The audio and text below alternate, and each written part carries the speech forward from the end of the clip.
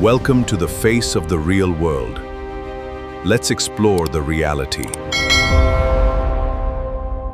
Imagine discovering that your own government had engineered your most terrifying psychological breakdown. You were never asked for consent. You were never given a warning.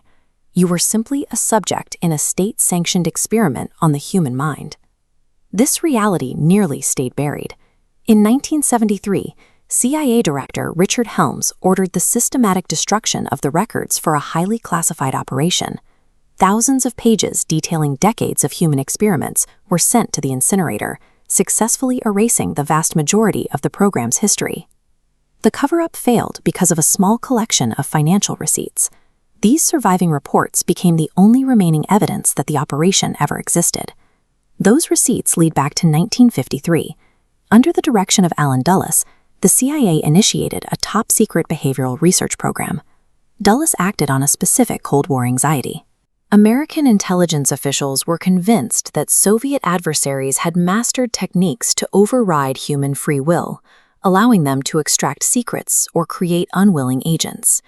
The 1973 destruction of these files was a final attempt to hide a period of history where the American government weaponized science against its own people in a desperate bid for psychological dominance. The surviving ledgers document a heavy reliance on psychoactive chemistry.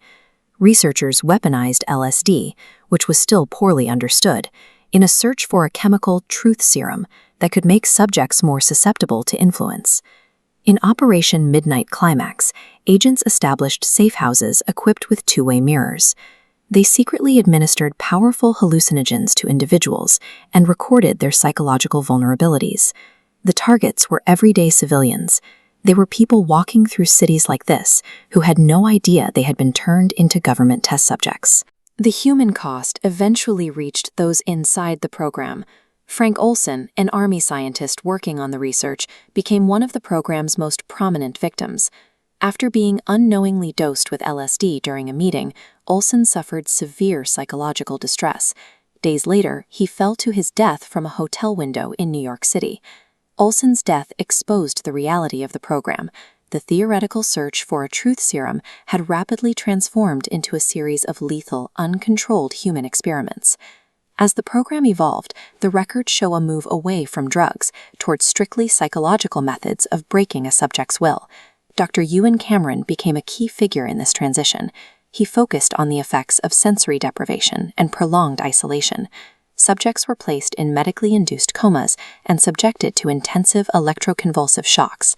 They were forced to listen to repetitive audio loops for days on end, designed to systematically dismantle their sense of reality.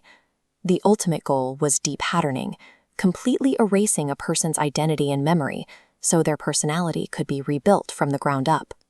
These attempts to overwrite a human mind represent an era of state-sponsored psychological torture, justified only by the unlimited authority granted to the researchers.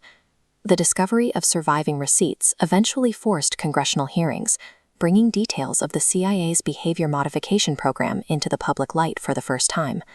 Because of the 1973 document purge, the total number of victims and the full scope of the experiments remains a mystery. We are left with only the fragments that were missed.